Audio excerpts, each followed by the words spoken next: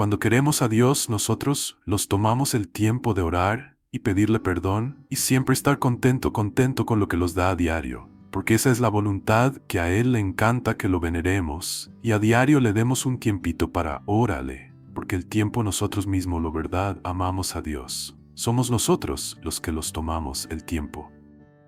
Excelente predicación y mejor enseñanza. Hasta como historia es muy interesante. Gracias por volver a ponerla. Buscaré la no 1 y si hay más también. Nos ayudarán mucho para el curso que va a dar sobre este gran profeta. Bendiciones, pastor. Dios le bendiga grandemente, Pastor Manolo Sierra, por sus enseñanzas de la palabra de Dios. La verdad que nuestro Dios le da sabiduría y con tanta unción. Gracias. Pecaminoso, lo pernicioso, como si fuera algo bueno para la sociedad. Hay de aquellos, y hay muchos, lamentablemente, que usan eso. Versículo 20, hay de los que a lo malo dicen bueno, y a lo bueno malo, que hacen de la luz tinieblas y de las tinieblas luz, que ponen lo amargo por dulce y lo dulce por amargo. Y estamos viviendo en unos tiempos muy parecidos a los que le tocó vivir al profeta Isaías.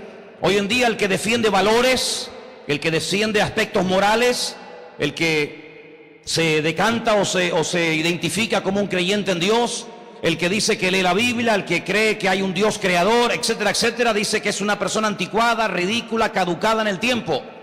Sin embargo, toda aquella teoría rara y extraña, eso es lo bueno. Y hemos llegado a un punto en el que a veces hay personas que se sienten como auténticos bichos raros, como personas que no encajan en ninguna parte. Hay muchos jóvenes que se sienten así cuando van a estudiar a la escuela, al instituto, a la universidad. No encajan, ¿por qué? Porque el más mínimo comentario ya es objeto de burla. Te identificas como cristiano, ahí empiezan todas las burlas. Te identificas como creyente en Dios, ahí empiezan todas las risitas y los sarcasmos contra esa persona.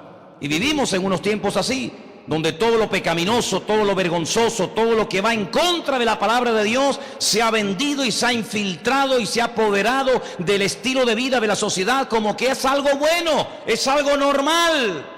Son opciones diferentes a las que hemos tenido a lo largo de toda la existencia humana. Pero sin embargo, cuando hablas de lo normal, de lo bíblico, de lo coherente, de lo racional, automáticamente eso es malo. No tiene ningún sentido. Hay de aquellos que han cambiado los valores. Hay de aquellos que han tirado por tierra toda la moral y se han convertido en auténticos degenerados y encima con poder.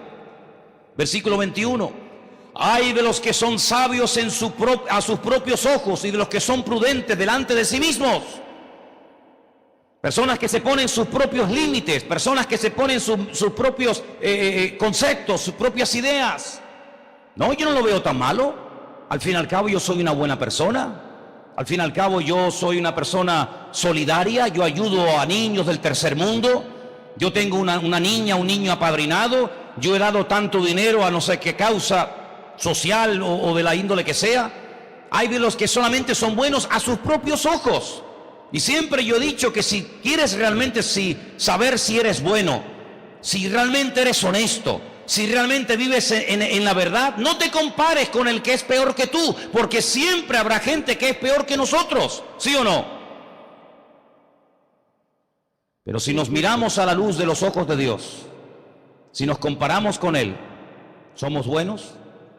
¿Somos realmente tan inteligentes y tan santos y tan puros y tan espirituales? Si te comparas con el asesino, con el pedófilo, con el terrorista, con el criminal, claro que eres un santo. Pero si nos comparamos con Dios, vamos a ver después, cuando vio Isaías la gloria de Dios, la presencia del Señor, la realidad de lo que es Dios, vamos a ver después cómo reaccionó. Versículo 22. Hay de los que son valientes para beber vino y hombres fuertes para mezclar bebida. ¿Cuántas veces hemos visto en televisión imágenes de un chico que se echa la cabeza para atrás, le ponen ahí una manguera con un embudo, ya hay 3 o 4, 5, 6 a su alrededor y empieza cada uno a echar una botella de un licor diferente? Y sale en televisión y lo publican en Facebook y sale por ahí por YouTube y sale por todas partes y vienen de todas partes de Europa, ¿verdad? A ser valientes y a presumir. Fíjate cuánto he bebido y si me tengo que tirar por el balcón abajo de un 7º piso me tiro porque tengo una valentía que tú no tienes. Dice la Biblia, hay de los que son muy valientes para el pecado, pero muy cobardes para las cosas de Dios. ¿Sabes que la Biblia dice que los que son cobardes para las cosas de Dios no entrarán en el reino de Dios? ¿Lo sabías? Dice, ni los adúlteros, ni los fornicarios, ni los hechiceros, ni los que se acuestan con varones. Sin embargo, la palabra de Dios habla claramente acerca de qué tipo de valentía la que Dios busca. El Señor busca gente valiente que se atreva a identificarse en medio de la sociedad como un hijo de Dios. Y no le dé vergüenza decir en tu trabajo, sí, yo creo en Dios. Pero sin embargo, esa valentía hoy en día no está de moda. La valentía muchas veces consiste en eso, en mezclar bebidas, hacer todo tipo de locuras, todo tipo de disparates. Y digo una cosa entre paréntesis. He conocido gente que antes de conocer al Señor fueron muy valientes, entre comillas, para hacer todo tipo de barbaridades, todo tipo de locuras. Sin embargo, después no tienen tanta valentía para predicar el Evangelio, para servir al Señor, para vivir por fe. Antes sí, hacían locuras y se tiraban y hacían cualquier cosa rara y extraña. Sin embargo, después de que se convierten al Señor, se convierten como en personas miedosas, asustadizas, tímidas. Y qué bueno sería que también fuéramos valientes para predicar el Evangelio y decir, el Señor es mi Salvador, lo adoro y lo amo con toda mi fuerza y con todo mi corazón. Amén, hermanos. Dice la Biblia, los que justifican al impío mediante cohecho y al justo quitan su derecho y consumen el rastrojo y la llama devora la paja, así será su raíz como podredumbre y su flor se desvanecerá como polvo, porque desecharon la ley de Dios, de los ejércitos, y abominaron la palabra del Santo de Israel. ¿Quién habla hoy en día de Dios en los medios de comunicación? ¿Qué político, en qué tertulia, en qué canal de televisión o de radio o en qué periódico se exalta el nombre de Dios, se habla del Señor? Nadie habla de Dios en este país. Nadie, absolutamente, ni desde el rey hasta el último de la fila. Es como si a Dios lo hubieran arrasado y lo hubieran arrancado de su vocabulario. Y no es que no conozcan la Biblia, porque hace poco vimos a unos políticos en pleno Parlamento español ahí lanzándose versículos los unos contra los otros. No es que no conozcan la palabra de Dios, porque la conocen.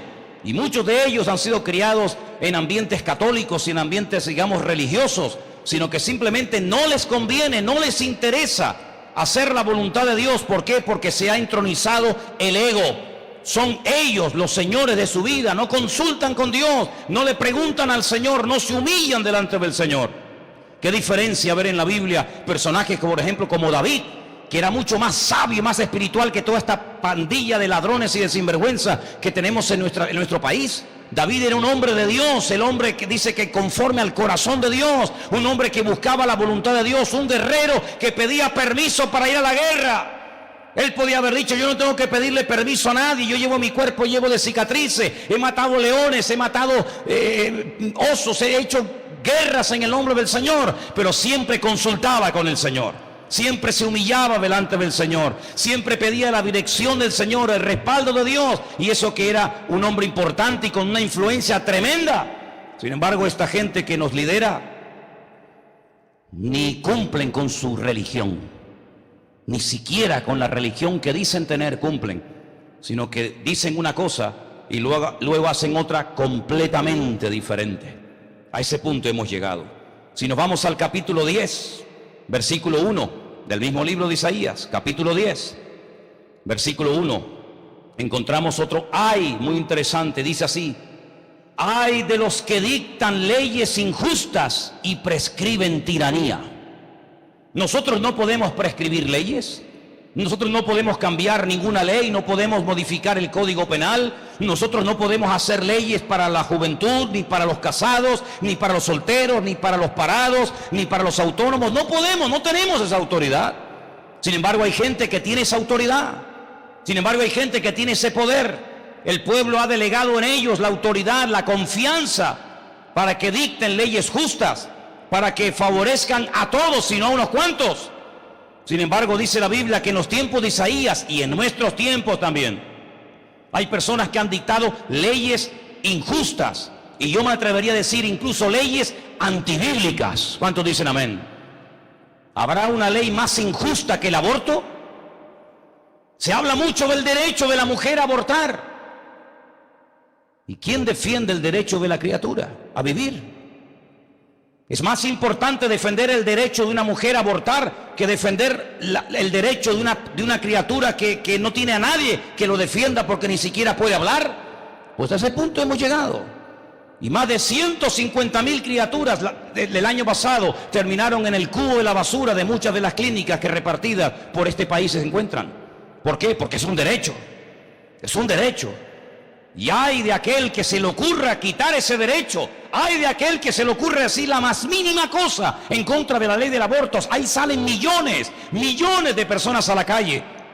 ¿Por qué no salen millones de personas a la calle para defender, no sé, cualquier otra causa? No.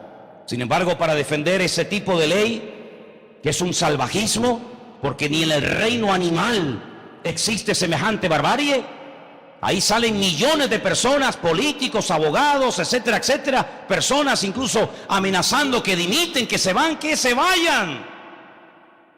Otro gallo cantaría en este país si los que a veces dicen que van a dimitir lo hubieran hecho cuando realmente lo dijeron. Hay de los que dictan leyes injustas, personas que entran en la cárcel porque no tienen ni siquiera unos cuantos euros para pagar un plazo, para poder decir, bueno, vamos a aplazar un poco y vamos a alargar un poco el proceso. Pero personas que tienen todo el dinero y con dinero evitan ir a la cárcel. Este es el asco de país en el cual vivimos. Este es el mundo que no tiene nada que ver con ese mundo perfecto y maravilloso que el Señor creó. Cuando lo terminó dijo, y vio Dios que era bueno. Vivimos en una sociedad injusta. Vivimos en una sociedad donde cada vez es más difícil practicar los valores que como creyentes en el Señor tenemos. Y por eso Isaías lloraba y Jeremías lloraba y se rasgaban las vestiduras y decían, pero ¿cuándo vais a daros cuenta de que estáis llevando el país a la ruina? Y hablaban un año y otro año y otro año y no le hacían ni caso, ni a Isaías, ni a Jeremías, ni a nadie. Y estamos hablando del pueblo de Dios.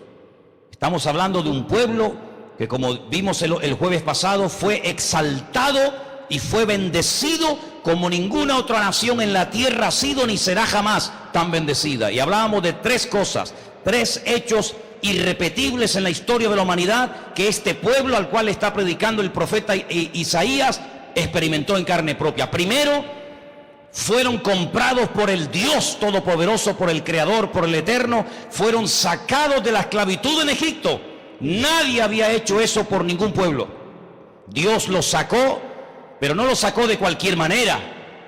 Los sacó, hermanos, demostrando que todas las divinidades y el mismísimo faraón no servían absolutamente para nada. Y sacó a ese pueblo de la esclavitud después de 4 siglos. Y no solamente los sacó, sino que los cuidó, los atendió, los pastoreó durante 40 años en el desierto. Ni un solo día, salvo el Shabbat, el Señor mandaba cada día la porción de maná que quisieran comer. Les mandó no solamente el agua, les mandó carne, les dio sol, les dio sombra. Ni siquiera la ropa se les desgastó, ni siquiera los zapatos se desgastaron. Nunca enfermaron, sino Dios siempre estaba con ellos. Dios los sacó, Dios los pastoreó, y no solamente eso, sino que en el desierto les dio el regalo más hermoso que un país puede tener, la bendita palabra de Dios. Dios se revela en el monte Sinaí con voz audible. Dice que la voz de Dios se dio. Y no es una mala traducción. La voz y los sonidos de la boca de Dios se vieron, cosa que a nosotros nos cuesta entender cómo se puede ver un sonido. Se podrá oír, pero la Escritura dice que allí vieron cosas impresionantes, y allí baja Moisés con la palabra de Dios en la mano. Ningún pueblo en la tierra jamás tuvo el privilegio de tener la palabra de Dios entre ellos. Y para colmo, si fuera esto poco, les regala una tierra. La tierra, dice la Biblia, más hermosa del mundo. Lo dicen varios pasajes de la Biblia, que la tierra de Israel es la única tierra sobre la cual Dios tiene abiertos sus ojos desde el comienzo del año hasta el final del año, porque para el Señor es la tierra más hermosa de todas las naciones. Así que Dios los exaltó, Dios les dio su palabra, Dios marcó una diferencia entre ellos, tuvieron enseñanza, mandamientos, principios y de todo diferente, pero llegaron a lo más bajo. Le dice el Señor al pueblo de Israel en los tiempos de Jeremías: habéis llegado a prostituiros Incluso habéis llegado a esperar a vuestros amantes en el camino y le habéis pagado a ellos en vez de ellos a vosotros, a pesar de lo que el Señor había hecho por ellos. Increíble, ¿verdad? Increíble. ¿Cómo puede caer una persona tan baja después de haber llegado a la presencia del Señor de una forma tan elevada y tan sublime? Bueno, hermanos, así es. Tenemos un último ay que quisiera leerlo en el capítulo 29, verso 15. 29, versículo 15. Y dice, ay de los que se esconden de Dios. Increíble este concepto, ¿verdad? Isaías 29, 15. Ay de los que se esconden de Dios, encubriendo el consejo y sus obras están en tinieblas y dicen, ¿quién nos ve? ¿Quién nos ve y quién nos conoce? Lo terrible no es que creen que se pueden esconder de Dios, sino lo terrible es que creen que Dios no los va a encontrar.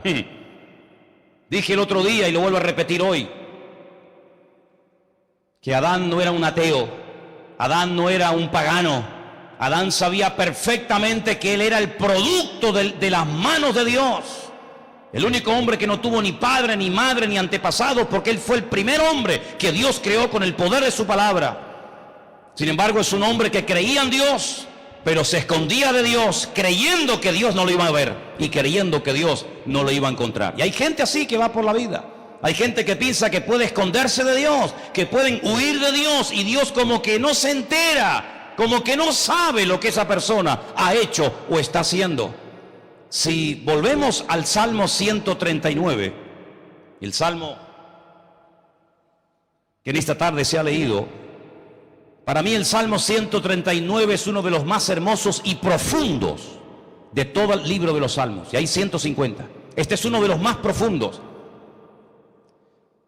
Porque aquí incluso el rey David habla incluso de la genética y de cómo Dios creó y entretejió el genoma humano dentro del vientre de la mujer. Dice, me entretejiste, y habla del genoma humano, habla de cómo Dios diseñó al embrión para que posteriormente se convirtiera en un ser humano. Y este hombre, por revelación de Dios, en el verso 7, Salmo 139, 7, dice, ¿a dónde me iré de tu espíritu? ¿A dónde? Algunos tenían el concepto de que Dios vivía en Israel, o que mejor dicho, Dios estaba en Israel, pero donde realmente vivía era en Jerusalén. De ahí que Jonás dice que quería huir de la presencia del Señor, creyendo que Dios no tenía jurisdicción fuera de la frontera de Israel, y cogió un barco y se fue en dirección contraria a Nínive, porque dice que huía de la presencia del Señor. Este hombre que conoce a Dios, este hombre que sabe cómo es Dios y vive entroncado con Dios, dice, ¿dónde me voy a esconder de su espíritu? ¿A dónde huiré de su presencia? Y ahora dice cosas muy interesantes. Si subiere a los cielos, allí tú estás. Si en el Seol hiciere mi estrado, he aquí, allí tú estás. Si tomare las alas del alba y habitar en el extremo del mar, aún allí me guiará tu mano y me asirá tu diestra. Si dijere, ciertamente las tinieblas me encubrirán, aún la noche resplandecerá alrededor de mí. Aún las tinieblas no encubren de ti, y la noche resplandece como el día. Lo mismo te son las tinieblas que la luz. Lo mismo. Porque tú formaste mis entrañas y tú me hiciste en el vientre de mi madre. Y ahí sigue relatando cosas realmente increíbles. David sabía perfectamente que era inútil esconderse de Dios, que incluso aunque el hombre no se enterara de lo que había cometido como pecado, Dios lo sabía perfectamente. La Biblia nos enseña que David mandó a matar al marido de Betsabé. ¿Cómo se llamaba? Urías. Escribió una carta, nadie sabía el contenido de la carta. Ponme a este hombre en primera línea y cuando salgan los de la ciudad, déjenlo solo. David no abrió su corazón, no le contó a nadie su plan. Y esa carta se la mandó a través del mismo Urías. Urías la entrega, el capitán la lee y lo ponen en primera fila. Y cuando salen los de la ciudad, dice la Biblia que lo atacan y lo dejan solo y muere. Y le llega la noticia al rey. Tu enemigo Urías ha muerto. Ok, muy bien. Como dice el refrán, el vivo al hoyo y el muerto al bollo. No hay problema. Pero no te olvides que hay un papelito dando vueltas, ¿eh? No te olvides que en el bolsillo del líder o del general de Israel está la carta, ¿eh? Y esa carta salió tiempo más tarde. Hizo un daño tremendo en la vida de David, porque el suegro la utilizó. Y a través de uno de los hijos de David, Absalón, el rebelde, el traidor, le intenta hacer un golpe de estado y matar a su mismísimo padre. Y para demostrar que va en serio, dice: póngame una tienda de campaña en la azotea del palacio de mi padre y tráigame a todas sus mujeres y concubinas, que me voy a acostar con ellas, para que vean que me ha hecho abominable ante mi padre y que no quiero saber nada con ese hombre, con ese sanguinario. David pensaba que su plan había salido perfecto, nadie se había enterado. Dice: pero esto que hizo David fue desagradable ante los ojos de Dios.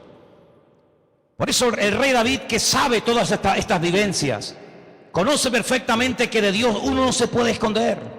Y puede poner cara de niño bueno, y puede decir sí cuando fue no, y puede decir no estuve cuando estuviste, y puedes decir lo que quieras, y puede montarte la película que tú quieras, y poner cara de bueno, y poner cara de santo, y levantar la mano, y gloria a Dios, todo lo que tú quieras.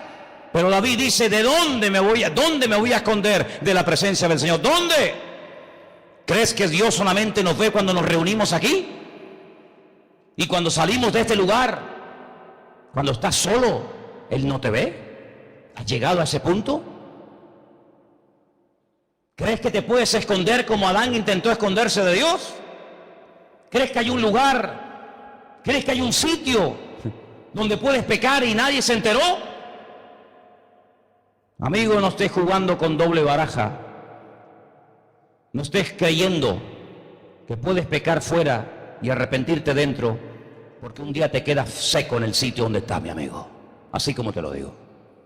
Y es tiempo de que dice la Biblia que el juicio empiece por la casa de Dios. Y es tiempo de que nos demos cuenta de que Dios nos mira en lo privado y en lo público.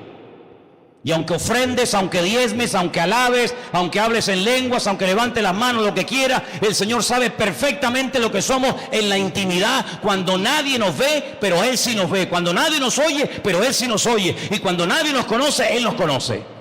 Lo sabe perfectamente. Por eso el Señor dice: ay de toda esta gente que hacen leyes injustas y que creen que nadie los va a ver y que no pasa nada y que hagamos lo que nos dé la gana, el mundo es nuestro. Ay de toda esa gente. Porque algún día uno detrás de otro como corderos tendrán que pasar delante de la misma presencia de Dios y rendir cuenta delante del Señor. Y a veces Dios no dice más, no porque no quiera decir, sino porque te ama y no quiere descubrirte de momento. Pero no abuses de la misericordia de Dios, porque Dios ya te ha dado tiempo. Y si no juegas en el tiempo de Dios, te la estás jugando. Vengan conmigo al libro de Isaías, al día que Dios lo llama. No está en orden cronológico, evidentemente no está en orden cronológico, porque en el capítulo 1 empieza a predicar y en el capítulo 6 Dios lo llama. Debería estar el llamamiento al principio, porque sin llamamiento no podría haber comenzado su ministerio. Pero da igual, en el capítulo 6, Isaías dice: en el año en el que murió el rey Usías. Ese año en el que murió el rey Usías, dice Isaías, yo vi al Señor sentado sobre un trono alto y sublime, y sus faldas llenaban el templo. Es interesante notar este dato. Yo vi al Señor, yo vi su presencia y su gloria cuando murió el rey Usías. Si le damos la vuelta al texto, podríamos decir: ¿y por qué hasta que no murió el rey Usías, la gloria de Dios estaba como detenida? Bueno, yo lo dije el otro día, que el rey Usías fue un buen rey durante muchos años, muy buen rey. Dios lo prosperó, Dios lo bendijo, pero en la última etapa de su vida hizo algo terrible. Y no lo hizo por ignorancia, Yo siempre he dicho que cuando uno peca por ignorancia, todavía, entre comillas, tienes una justificación. Pero cuando pecas Porque sabes lo que estás haciendo. Después de haber recibido el conocimiento de la verdad, estás entrando en un camino muy, muy peligroso. Y en este terreno, cuando uno peca deliberadamente, como dice el libro de Hebreos, hay una característica típica, y es que se pierde la sensibilidad. No se siente mal pecando. Y esa es una de las evidencias de que ya entró en un camino muy peligroso, que ya ni siente ni padece, peca y no se siente mal. Es capaz de predicar y acaba de pecar. Es capaz de hablar del Señor o de alabar a Dios y hace 10 minutos la estaba liando. Y esa es la evidencia de que ha entrado en un callejón sin salida, el pecar deliberadamente. Y Uzías entra en el templo y dice: yo hoy quiero presentar el sacrificio, quiero presentar el incienso al Señor. Los sacerdotes le dicen con todo respeto: tú no puedes, oh rey Uzías. La unción que Dios te ha dado no es para ser sacerdote, sino para ser rey. Sal de aquí, tú no puedes ni siquiera estar en este lugar. Pero Uzías no hizo caso. Uzías creía que porque había estado tantos años en el trono y era un buen rey, prosperado y bendecido, él podía hacer lo que le daba la gana. Total, no pasa nada. Dice la Biblia que ese mismo momento quedó leproso. Brotó la lepra en su frente y cuando le vieron le dijeron: sal de aquí corriendo, porque estás inmundo en la casa de Dios. Y dice que vivió hasta el resto de sus días en una casa aparte del palacio en Jerusalén, leproso. ¿De qué sirve haber vivido toda la vida bien si al final lo echas a perder? ¿Podrán las justicias del justo el día que se apartare de ellas librarle del juicio de Dios? Dice no. ¿Podrán ser un impedimento los pecados del pecador el día que se apartare de ellas y se arrepintiera y buscara al Señor? Pues tampoco. En otras palabras, no es vivir del tiempo de gloria, no es vivir de las glorias del pasado, sino la pregunta es: ¿cómo estoy hoy yo delante de la presencia del Señor? No es cómo estuve ni cómo me gustaría estar, sino cómo estoy hoy delante de Dios. Uzías fue un buen rey, prosperado, bendecido, usado por el Señor, pero echó a perder su vida en el último momento. Y la gloria del Señor quedó como interrumpida, quedó ahí como frenada. Pero cuando él muere, la gloria del Señor vuelve otra vez a manifestarse. A veces hay hogares que no tienen la bendición de Dios porque uno de los dos está en desorden y está impidiendo que su mujer o su marido o sus hijos vivan en la bendición de Dios, porque él o ella es un impedimento, es un tapón para que la gloria del Señor se manifieste en esa familia. Así de claro. Y es interesante notar que cuando Uzías muere, automáticamente el Señor se manifiesta. ¿Pero a quién se manifestó? ¿A todo el país? No, a todo el país no. ¿Cómo se va a manifestar a todo el país? Si el profeta Isaías llegó a decir: este pueblo se acerca a mí con sus labios, pero su corazón está muy lejos de mí.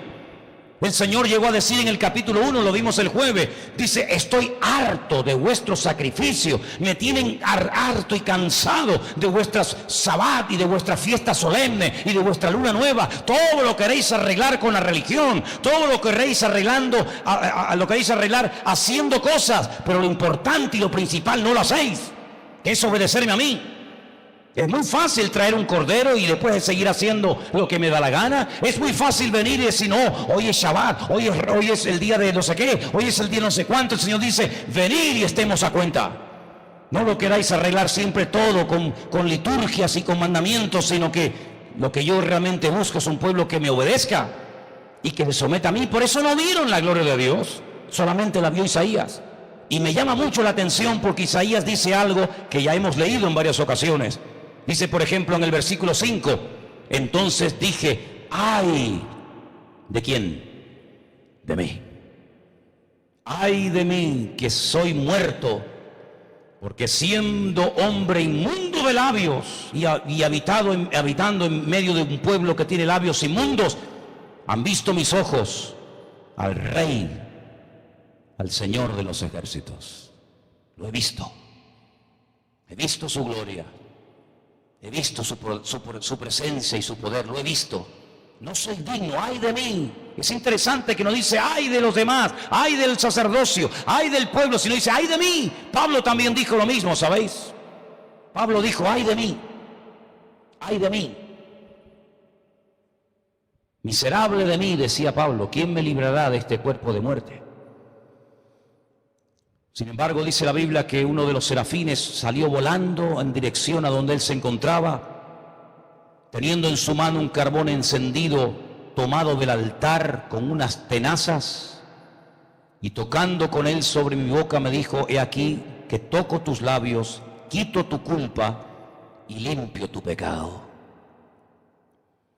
Una vez que Usías muere, una vez que la gloria del Señor se vuelve a manifestar, una vez que él ve realmente su condición delante de Dios, una vez que él es limpiado y transformado y renovado, ahí viene la pregunta. Y la pregunta es, versículo 8, oí la voz del Señor que me decía: ¿a quién enviaré y quién irá por nosotros? Plural. Por nosotros. Plural. Y respondí yo y dije: heme aquí, envíame a mí. ¿Cuándo oyó la voz de Dios?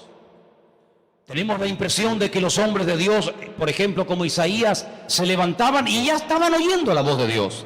Y iban por el campo y ya oían la voz de Dios. Y iban a comer y oían la voz de Dios. Iban a acostarse y oían la voz de Dios. No, señor, no es así. Me hace mucha gracia cuando hay gente que siempre está: no, Dios me dijo, Dios me dijo, Dios me habló, Dios no sé qué. Le dijo: oye, Dios te habla más a ti que a Abraham. Dios te habla más a ti que a Moisés. Dios te habla más a ti que a Isaías.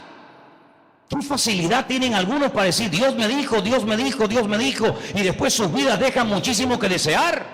¿Qué te dijo el Señor a ti?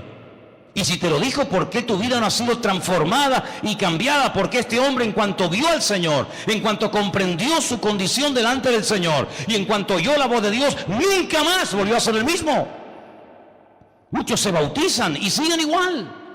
Y muchos lloran y siguen igual. Y muchos hablaron en lengua y siguen igual. Y muchos incluso hasta dijeron: voy a servir al Señor, y siguen igual. ¿Por qué hoy en día es tan difícil ver gente transformada radicalmente por el poder de Dios y que perseveran un día y otro y un mes y otro y un año y otro y toda la vida? ¿Por qué es tan difícil perseverar hoy en día en el Señor? ¿Realmente hemos entendido lo que es convertirme? Yo estoy sinceramente pensando que hay muchas personas que ni siquiera saben lo que significa convertirse. Algunas personas han cambiado la misa por el culto. Y algunas personas han cambiado, pues, la hostia por el pan y el vino. ¿Pero tú realmente estás convertido? ¿Verdaderamente hay temor de Dios en tu corazón? Isaías vio perfectamente su ruina personal, no solamente la del pueblo, su ruina personal, pero pidió ayuda. Dijo: ay de mí, Señor, ¿y ahora qué hago? Y el Señor lo restauró, el Señor lo limpió, el Señor lo perdonó. Y eso es lo primero que tiene que comenzar a verse más en nuestra vida: el pedir perdón a Dios. A veces pensamos que el perdón fue algo que tuvimos que hacer hace 30 años. Cuando alguien nos evangelizó, aceptamos al Señor, pedí perdón y ya está. Hermanos, ¿sabéis qué? Todos los días tenemos que pedir perdón al Señor, ¿sí o no? ¿O tú no? ¿Tú no? Todos los días tenemos que pedirle perdón a Dios por algo. Cuando no es una mirada, es un pensamiento, cuando no es un comentario, cuando no es una actitud, cuando siempre, constantemente vivir en un continuo arrepentimiento delante del Señor, que es muy diferente que vivir en una actitud de condenación. Yo no vivo bajo condenación de nada ni de nadie. Yo soy libre en el Señor. Pero cuando uno se acerca a un Dios santo, a un Dios perfecto, a un Dios que exige mucho de nosotros, nos damos cuenta de que el Señor nos muestra muchas debilidades y muchos aspectos de nuestra vida que tienen que ser mejorados. ¿Habrá alguien aquí esta tarde que diga: ay de mí? ¿O hemos llegado a un nivel de santidad y de consagración y de compromiso con el Señor que digamos: no, yo la verdad no tengo que arrepentirme de nada? ¿Seguro? Si subiera esta tarde el Señor a este púlpito y se nos quedara mirando a todos y a cada uno de nosotros, ¿no nos entraría temor en nuestro corazón por algo que nos pudiera indicar el Señor, que aún está en nuestra vida, que nadie sabe ni conoce, pero que aún nos domina y que aún está, ¿sí o no? Sin lugar a dudas, sin lugar a dudas. Isaías tenía una responsabilidad tremenda, pero para comenzar a decirle a los demás lo que tenían que hacer, el primero que tenía que cambiar era Isaías. Y a veces tenemos la tendencia de decirle a los demás cómo tienen que vivir, decirle a los demás cómo tienen que hacer. Como yo le decía hace poco a un hermano, me encontré no hace mucho tiempo con una persona por aquí, por esta zona, y me dio un estudio en 10, 15 minutos impresionante, un estudio bíblico alucinante, perfecto, no hay queja ninguna. Me decía cómo tienen que ser los pastores. Ese fue su tema, su mensaje. No me pidió ofrenda de milagro. Los pastores tienen que ser así y así y así, y los pastores no pueden no sé qué, y los pastores tienen que no sé qué, y los pastores no pueden tal, y los pastores y vuelta, y me dio un estudio alucinante. Y yo, cuando terminé, le dije, oye, de verdad que eres un fuera de serie, Perfecto, digo. De verdad digo, perfecto, Sinceramente, yo no lo hubiera hecho mejor. Pero me dejas decirte una cosita. Sí, digo, qué pena que no sepas cómo tienes que vivir tú. Porque me has dado, sin pedírtelo yo, un estudio de cómo tengo que ser yo. Pero ojalá que aprendieras también a vivir como oveja. Serías un fuera de serie. Dio media vuelta, se fue y nunca más lo volví a ver. Tenemos esa disposición siempre, ¿verdad? Desde pequeños siempre tenemos la tendencia de ver el fallo, de ver el error, de ver el pecado de fulano, de mengano, y mira cómo es, y mira cómo no es, y mira cómo viene, y mira cómo no viene, o mira si vino, mira si no vino. Tenemos esa tendencia. Pero yo veo en Isaías, hermano, una actitud diferente. Isaías dijo, ¡ay de mí! Y dijo, ¡ay de mí! ¿Por qué? Porque vio la presencia y vio la gloria del Señor. Y cuando nosotros nos vemos muy bien, probablemente es porque hace mucho tiempo que no sabemos lo que es estar quietos en la presencia del Señor. Porque cuando uno vive en la presencia del Señor, uno tiene temor. Uno tiene lo que dice la Biblia, el principio de la sabiduría, ¿cuál es? El temor de Dios. El temor de Dios. Y por eso, amados hermanos, el libro de Isaías me apasiona. Porque él es un hombre que denuncia los pecados del pueblo. Él es un hombre que no se corta y le dice a la gente perversos, corruptos, pecadores, etcétera. Pero también es un hombre que cuando se encuentra en la presencia de su Dios, él reconoce que también hay cosas en su vida que tienen que ser cambiadas. Es decir, Isaías es un hombre que tiene las ideas claras. Yo te pregunto, ¿tú tienes las ideas claras? El otro día dije algo que espero que lo recuerden. En todo el Antiguo Testamento, la palabra safek, duda, no existe. No sale la palabra duda por ninguna parte en el texto original. ¿Por qué? Porque el Señor no quiere, bajo ningún concepto, que su pueblo sea un pueblo que tenga lagunas, que tenga dudas, que todavía no conozca ni a quién Dios, a qué Dios tiene. Y quiero terminar, amados hermanos, con este versículo, con el que el jueves abríamos el culto. Isaías 1:4. Léalo conmigo, por favor. Isaías 1:4. Y dice así. ¿Lo tenéis? Oh gente pecadora, pueblo cargado de maldad, generación de malignos, hijos depravados, que dejaron al Señor, provocaron a ira al Santo de Israel, y se volvieron atrás. Fíjate lo que les dice. Primero, lo que son pecadores, pueblo cargado de maldad, generación o pueblo de malignos, hijos depravados, o como les dije antes, corruptos. Pero ahora dice, ¿por qué llegaron a esa situación? No fue algo así que de la noche a la mañana pasaron de ser buenos a ser malos, o de ser santos a ser pecadores. No, no. El motivo, la razón por la que su vida había llegado a ese extremo es porque primero dice, dejasteis al Señor. Y cuando uno deja a Dios, la Biblia nos enseña que atrae sobre su vida la ira del Santo de Israel. En otras palabras, las consecuencias de la desobediencia, las consecuencias de vivir de espaldas a Dios, no las vemos claras, hermanos. No vemos cómo España ha entrado en un callejón sin salida, en un país que da pena verlo, donde uno siente hasta vergüenza ajena. El primer país de Europa que permite el matrimonio entre homosexuales. El primer país, ni Francia, con todo lo liberal que ha sido durante toda su vida. Nosotros fuimos los primeros. Y fuimos el primer país que aceptó la famosa Constitución Europea. ¿Os acordáis de aquello? ¿Y quién que escribió esa Constitución? ¿Quién la hizo? Alguien tuvo que redactarla.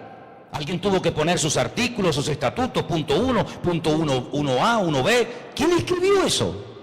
Jacques Chirac, expresidente de la República Francesa, jefe de los Illuminati, de los masones, grado 33 de Europa. Amigo, ¿qué te parece? ¿Qué te parece? Un hombre que llegó a decir que si un hombre quería casarse con un animal, no veía nada mal en hacerlo, con tal de que sea un ser vivo. Usted quiere casarse con una gallina y tener una gallina por suegra, adelante, no hay ningún problema. Quiere casarse con un burro, quiere casarse con un faisán, quiere casarse con un pavo, no hay ningún problema. Seamos modernos. Cuanto más raro, más modernos seremos. Así fue. ¿Y cómo ha ido España cayendo en picado y en picado de una forma terrible, terrible? Pero cuando no llueve, o cuando hay tragedias, o cuando hay desgracias, la gente hacía como antaño, como en la Edad Media.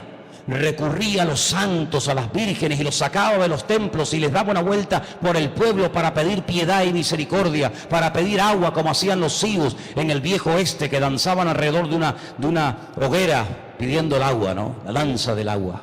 Increíble. Un país con tantas contradicciones en sí mismo. Un país donde hemos visto y donde estamos viendo cada día que personas que realmente han vivido una vida correcta, esforzándose y trabajadora, han perdido paulatinamente todos y cada uno de sus derechos. Y personas que se han aprovechado y han vivido del cuento y han abusado y han robado, son los señores y los amos de España. ¿Y todo esto es casualidad? No.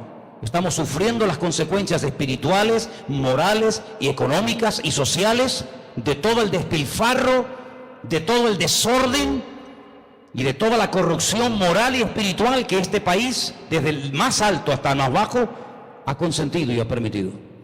Y creíamos nosotros, los españoles, que a nosotros no nos iba a pasar nada, porque siempre hemos sido de Quijotes por la vida. Siempre hemos ido por la vida diciendo: como aquí no se vive en ninguna parte, como aquí no se come en ninguna parte del mundo. Personas que no han salido ni de la calle, ni del barrio donde han vivido toda la vida, hablando de cómo se vive en otros países y ni siquiera han salido del barrio donde han vivido y crecido toda la vida. Y Dios nos está mostrando que al que se enaltece va a ser humillado. Y España, hermanos, ha entrado en un callejón sin salida, pero yo no quiero, bajo ningún concepto, que a nosotros nos atrape este espíritu y no nos demos cuenta de que tenemos una tremenda responsabilidad. Hermano, hermana, usted en su colegio, en su universidad, en su trabajo, en su instituto, donde quiera que vivas, vive diferente, habla diferente, compórtate diferente, no seas igual de ruin, no pagues mal por mal, porque Dios nos ha llamado a bendecir aunque nos maldigan, y Dios nos ha llamado a ser diferentes. Ahora hay que ser diferente. Antes no era tan difícil. Ahora que cuesta, ahora hay que ser diferentes. Ahora hay que ser honrado. Cuando alguien se equivoca en el cambio que te dio, no diga: gloria a Dios, el Señor me dio una bendición. No, mire, usted se equivocó en el cambio. ¿Quién sabe si la persona que le dio de más lo está probando para ver si realmente usted es quien dice que es o es un farsante? Ha llegado el momento cuando nuestras conversaciones, nuestra forma de hablar, nuestros hijos, nuestros jóvenes, tienen que ser diferentes en medio de un país que ya no hay punto de referencia. ¿Cuál es el punto de referencia en esta nación? ¿Cuál es? ¿La derecha? ¿La izquierda? ¿El centro? ¿Los de arriba? ¿Los de abajo? ¿Cuál es el punto de referencia? No hay. España ha perdido el norte, está en coma. ¿Por qué? Porque le han dado las espaldas a Dios.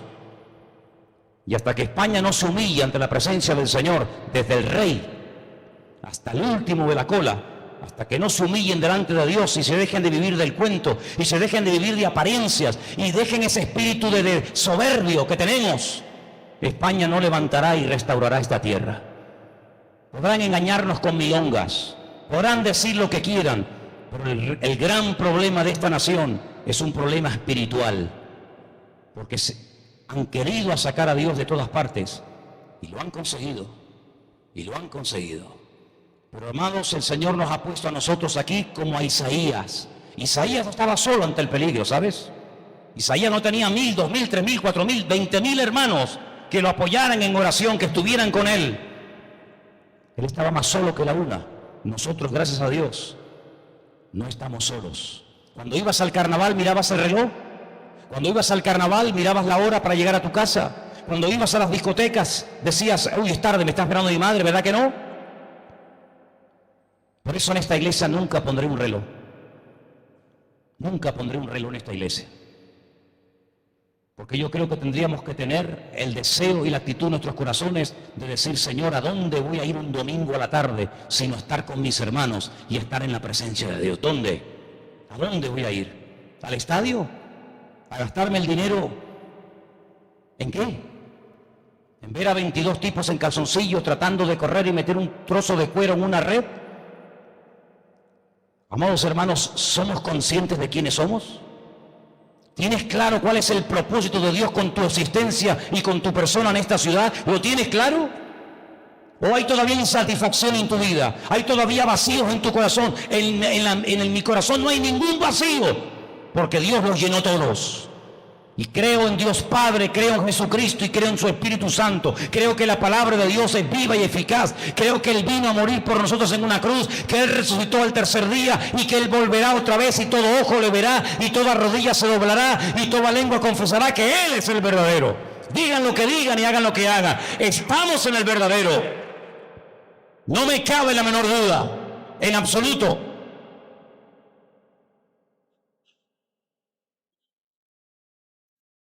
Y tengo por ahí un Corán. Yo he leído mucho el Corán también, ¿saben?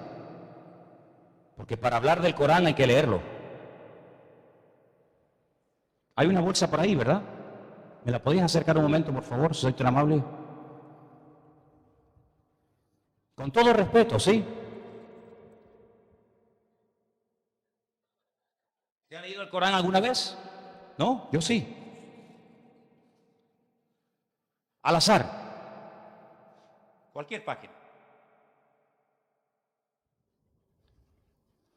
Alá ha oído las palabras que ha litigado en su casa contra su marido y es el que ha elevado quejas. Aquellos que repudian a su mujer dicen, consideran a las madres como sus madres. En verdad Alá es indulgencia. El que no haya cautivos para rescatar ayunará 2 veces. Los que repudian a la mujer formulan la separación perpetua y vuelven atrás, esposos divorciados. Como percibe Alá, sabe las cosas que hacéis. ¿Usted ha entendido algo? A lo mejor es que cogí una página equivocada. Que sus riquezas sus hijos seduzcan, Alá quiere castigarlos. Cuando el sura que les instala a creer a Alá, ir a la guerra del profeta, desde lo alto los más acomodados solicitaron ser eximidos. Han preferido quedarse atrás, el sello ha sido imperado en sus corazones, no oyen nada. Alá ha preparado para ellos jardines regados. Algunos en el desierto han venido a excusarse, un doloroso y débil enfermos que no tienen medios están obligados a ir a la guerra, ni los acudidos permitir monturas, y cuando has dicho no tengo monturas, volvieron las lágrimas de sus ojos. ¿Te ha entendido algo?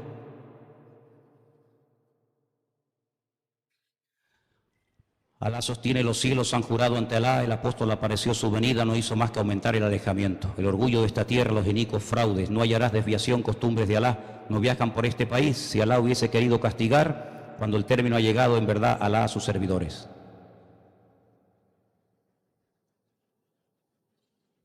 No he entendido nada, ¿verdad? Yo no soy muy inteligente, pero tampoco soy ningún estúpido. He leído cientos de libros y generalmente en un alto porcentaje de lo que leo me suelo enterar. Pero con 53 años que tengo y después de 34 años sirviendo al Señor, estar todo el santo día leyendo, les prometo, con todo respeto lo digo, que muchas cosas que leo no las entiendo. Pero hay otras cosas que sí entiendo perfectamente. Por ejemplo, esta.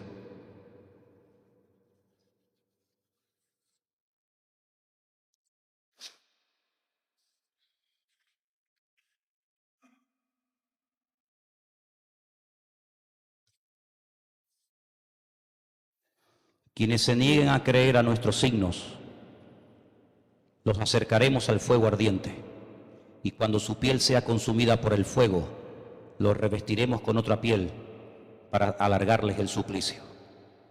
Los que no creen serán introducidos en jardines regados con agua y allí permanecerán eternamente.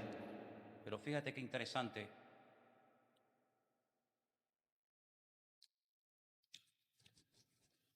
Miren qué interesante.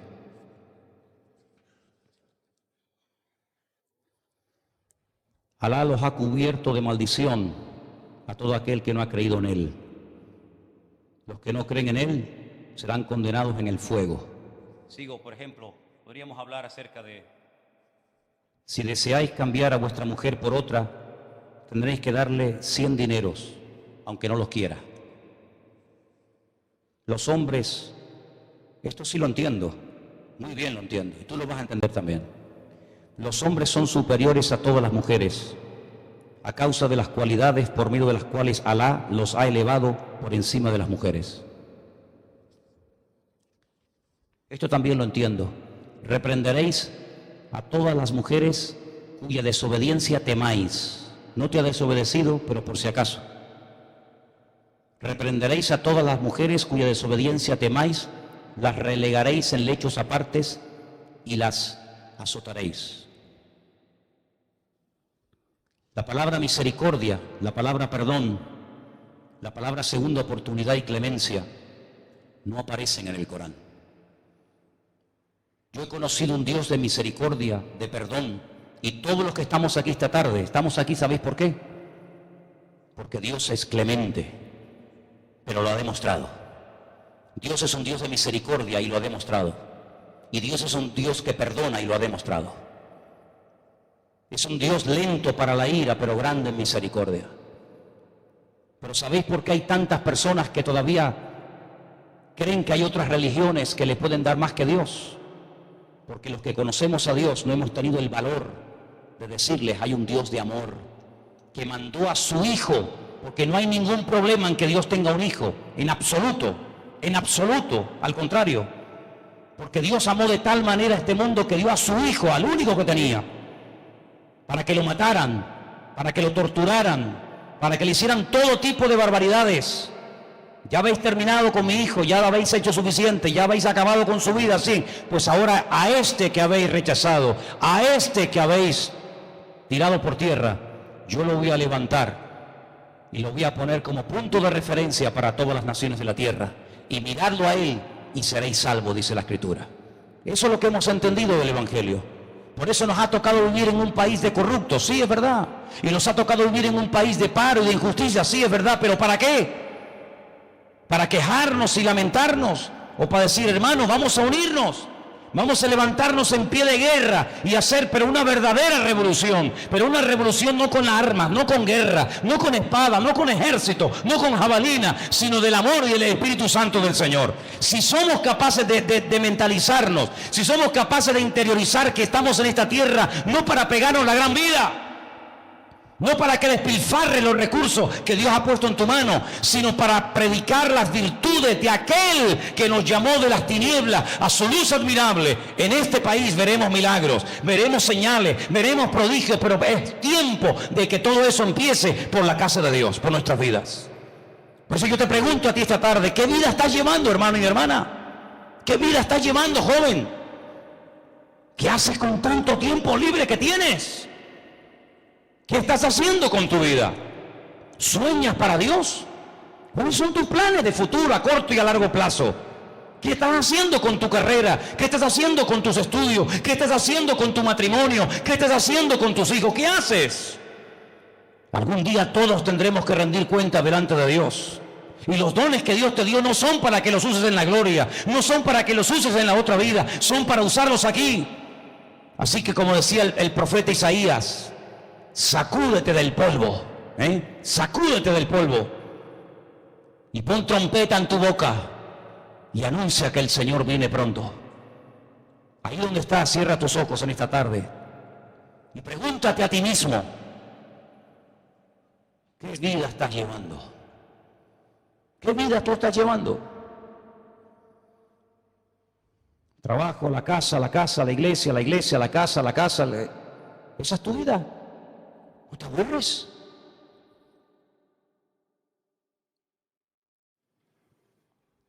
¿Cuándo fue la última vez que le dijiste como el profeta Isaías al Señor, heme aquí, Señor, heme aquí? Úsame a mí, Señor. No sé lo que los demás dirán, no lo sé. Pero úsame a mí, Señor. Envíame a mí, Señor. Yo sé que en esta tarde hay gente aquí que tiene una capacidad espiritual tremenda y hay un montón de cosas que llevas por dentro que no has sacado fuera. Y han pasado los años y has estado en esta iglesia o en otra o en otra y en otra. Pero el problema no está tanto en el lugar. A veces somos nosotros los que limitamos a Dios. Si puedes orar más, ora más.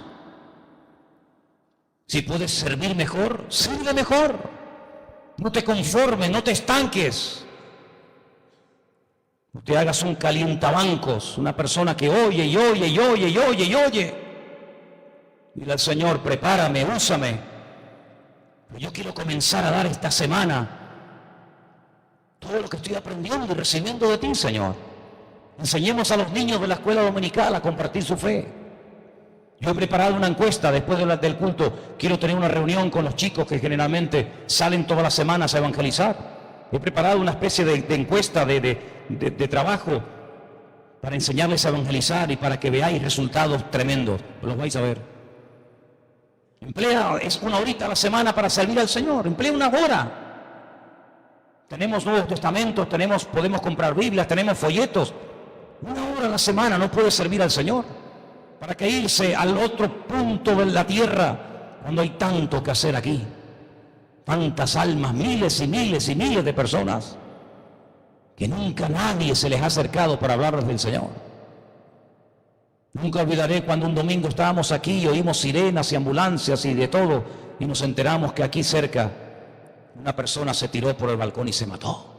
Yo decía, Dios mío, tan cerca de la iglesia y que una persona se quite la vida y después oímos de otro por la Salle y yo digo, Dios mío, que nunca más nos pase que cerca de nosotros una persona opte por quitarse la vida.